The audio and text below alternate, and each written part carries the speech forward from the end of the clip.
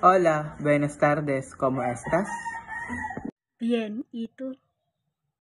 Muy bien, ¿cómo te llamas? Me llamo Edwin Labosta, ¿y tú? Me llamo Ivan Lloyd Carriazo. ¿De dónde eres? Soy de Pilipinas de Bataan, ¿y tú? Soy de Pilipinas, de Bataan. ¿Cuántos años tienes? Tengo 26, ¿y tú? Tengo 22 años. ¿Dónde vives? Vivo en Limay Bataan, donde ibes. Vivo en Mabayo, Morong, Bataan. ¿Cuál es tu número de teléfono móvil celular?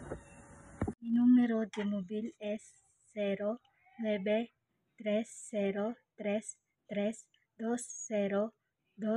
¿De igual este número de móvil?